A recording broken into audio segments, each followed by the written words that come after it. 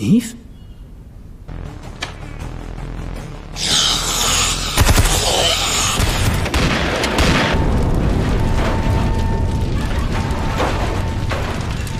Halo Sin Lovers, apa kabar kalian semua? Masih jomblo dan mencintai si doi yang diambil teman tongkrongan? Udah deh, jangan sedih terus. Kali ini kami akan mereview film berjudul Transit 17. Film ini bercerita tentang keadaan dunia pasca apokalips, di mana pasukan khusus yang tersisa ditugaskan untuk mencari seseorang gadis yang bisa menyelamatkan dunia. Penasaran kan? Bagaimana seorang gadis yang lemah dan selalu menjadi korban buayan lelaki bisa menyelamatkan dunia?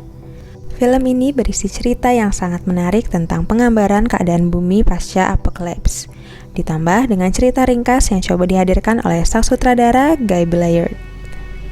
Oh ya, konten ini berisi full spoiler loh ya. Tentunya kami akan sangat menyarankan untuk menonton film ini secara utuh agar pesan dan isi cerita dapat tersampaikan dengan baik.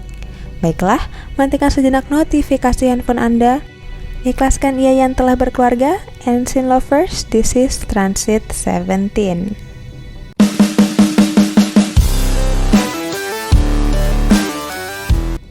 Film diawali dengan adegan di mana ada salah satu komandan tentara yang mendapatkan panggilan penting dari salah seorang jenderal yang selamat. Sang jenderal memerintahkan pada sang komandan untuk melakukan pemusnahan massal di mana obat penawar sangat kecil kemungkinannya untuk ditemukan. Lalu petualangan pun berlanjut. Lalu adegan pun berlanjut di mana Tex, sang pemimpin pasukan khusus, diperintahkan oleh Robert untuk pergi ke lokasi yang dinamakan Transit 17. Mereka diminta ke sana untuk mencari suatu sumber yang terverifikasi. Robert pun memberikan waktu 1.800 jam kepada Tex dan timnya untuk menyelesaikan misi ini. Di sisi lain, Tex menganggap misi ini tak akan berhasil dan akan merenggut banyak korban jiwa jika terus dipaksakan. Kini, setelah mereka semua berkumpul, Robert pun langsung menjelaskan tentang misi yang akan mereka lakukan. Mereka ditugaskan untuk pergi ke suatu tempat yang dinamakan Transit 17, di mana mereka ditugaskan untuk membawa seorang gadis berumur 15 tahun. Di mana gadis tersebut bisa diambil sedikit sampel darahnya untuk membuat vaksin. Rani dan Snow ditugaskan sebagai tim yang memantau dari kejauhan melalui komputer. Mereka pun akhirnya berangkat untuk mengerjakan misi tersebut. Namun, di awal perjalanan mereka terpaksa harus turun dari armada mereka untuk melakukan pemeriksaan dikarenakan armada yang mereka gunakan mengalami kenaikan suhu saat awal melewati suatu gurun. Namun, di saat mereka meminta petunjuk dari Reni yang berada di markas, sinyal mereka terputus. Alhasil, kini mereka harus berjuang tanpa petunjuk dari markas. Mereka akhirnya turun dari armada tersebut dan melakukan penyisiran di suatu rumah yang akan mereka jadikan tempat untuk memperbaiki armada tersebut.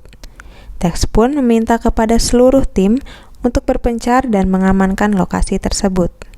Di saat melakukan penyisiran secara tak diduga, Dina diserang oleh seorang zombie. Keributan tersebut rupanya mengundang banyak zombie untuk datang mengepung rumah tersebut. Beruntung mereka berhasil mengamankan keadaan. Lalu keesokan paginya saat Eve yang ingin membangunkan Dina secara tak disangka, Dina yang semalam diserang oleh zombie kini juga telah terinfeksi melalui gigitan yang ia terima semalam. Rupanya, Dina menyembunyikan hal tersebut karena khawatir akan keadaan teman-temannya. Setelah mendengar cerita dari Eve, Tex pun datang untuk membantu Eve dengan cara membunuh Dina yang sudah terinfeksi. Lalu film pun berlanjut dengan adegan di mana Tex bisa kembali terhubung dengan Rini di markas Tex. Ia pun memberitahu pada markas bahwa Dina telah gugur karena insiden semalam. Saat tim mereka terkepung oleh beberapa zombie, mereka pun kini melanjutkan perjalanannya. Tex pun membuat strategi untuk bisa masuk ke dalam. Ia membagi tim untuk melakukan penyergapan dengan menugaskan Daniel sebagai tim pengintai dengan memantau situasi dari kejadian dengan menggunakan sniper, sedangkan Brad dan Eve diminta untuk melakukan penyisiran dari arah belakang.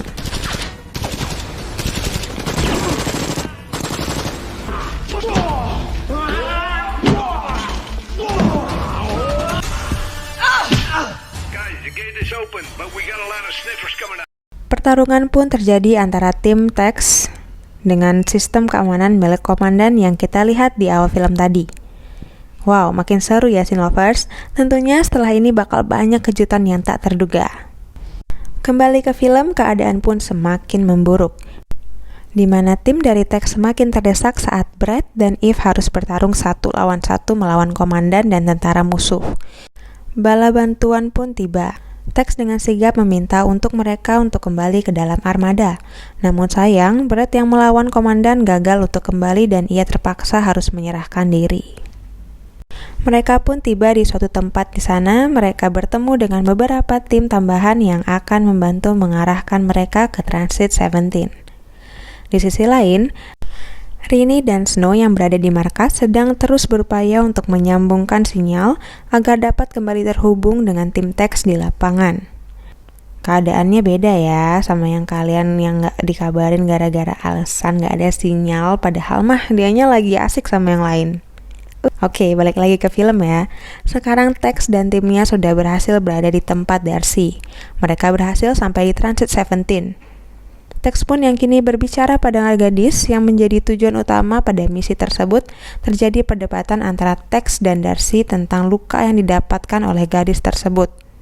Tex mempertanyakan tentang kebenaran kisah yang dialami oleh gadis tersebut.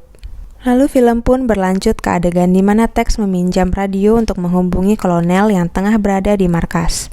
Lalu ia pun menjelaskan tentang Brett yang berhasil ditangkap oleh pihak musuh dan Dina yang terinfeksi dan mereka terpaksa harus membunuhnya.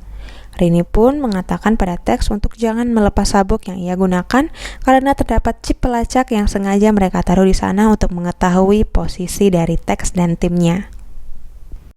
Sebelum pergi dari sana, Daniel mengatakan pada Tex kalau ia ingin tetap berada di tempat tersebut karena Daniel khawatir dan merasa kalau tempat tersebut itu tidak aman. Daniel ingin untuk tetap di sana menjaga anak-anak yang tersisa. Mendengar hal tersebut, Tex mengizinkan dan meminta Daniel untuk terus mengirimkan kabar kepada markas. Film pun berlanjut ke adegan di mana sang gadis yang kini telah ikut bersama Tex sedang berada di dalam armada bersama Eve.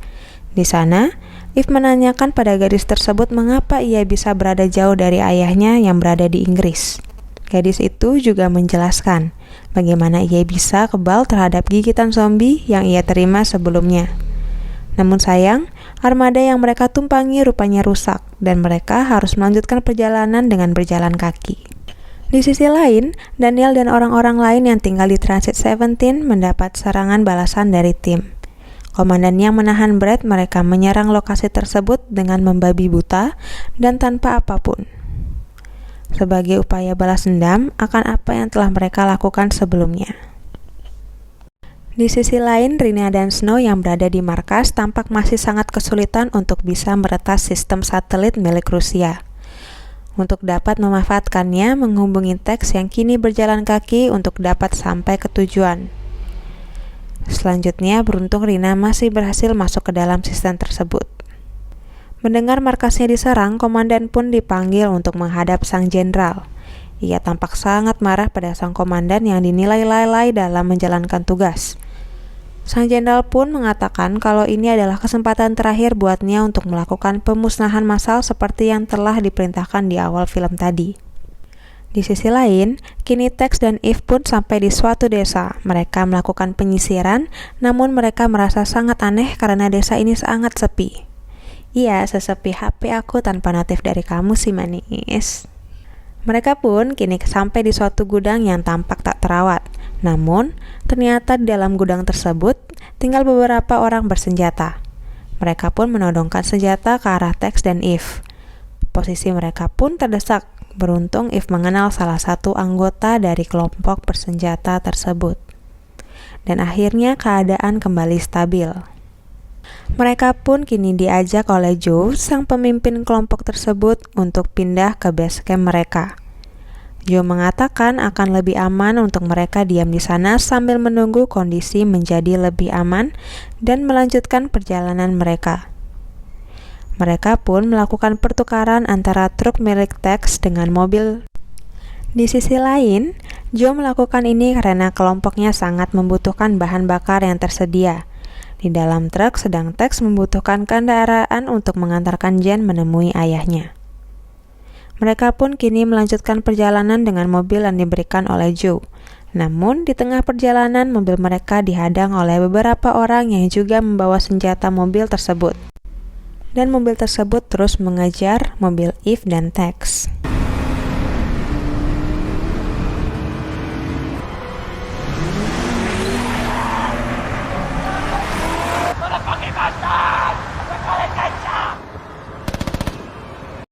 Mereka pun berhasil meledakkan mobil tersebut menggunakan granat. Namun, di satu sisi karena ledakan tersebut, lokasi mereka kini dapat dideteksi oleh komandan. Hal tersebut membuat komandan segera bergegas untuk menuju ke lokasi tersebut menggunakan helikopter. Sang komandan yang tiba di lokasi tersebut dengan cepat membagi mereka dari atas helikopter. Kini, posisi dari Eve dan Tex pun dalam situasi kritis. Beruntung secara dramatis, Eve meminta Tex untuk menghentikan mobilnya. Eve lalu menembakkan tembakan ke arah helikopter tersebut. Sang komandan pun akhirnya jatuh. Mereka pun berhasil mengantarkan Jen bertemu dengan ayahnya. Kini Tex mengatakan pada ayah Jen kalau dunia sangat bergantung padanya karena hanya dengan adanya bantuan Jen dan keluarganya, vaksin bisa ditemukan untuk dapat menolong seluruh umat manusia yang tersisa kini. Lalu film pun ditutup dengan adegan di mana mereka secara dramatis bisa menyelamatkan Jen dan mengantarkannya untuk bertemu sang ayah. Untuk selanjutnya bisa menciptakan vaksin dengan bantuan Jen yang kebal terhadap virus tersebut. Nah, gimana nih Lovers? Film yang luar biasa menarik kan? Walau dengan budget yang tidak terlalu banyak, namun film ini sukses menghadirkan kedalaman cerita yang luar biasa. Film ini juga memberikan alur cerita yang menarik untuk disimak.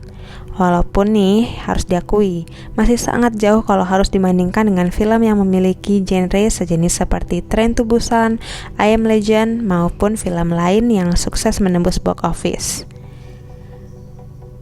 Nah, kami mengucapkan banyak terima kasih atas dukungan dan kepercayaan Scene Lovers selama ini. Tetap dukung kami agar kedepannya bisa terus memberikan konten-konten menghibur buat kalian dimanapun kalian berada. Seperti biasa, selalu jaga kesehatan dimanapun kalian berada, and see you on the next video. Bye-bye!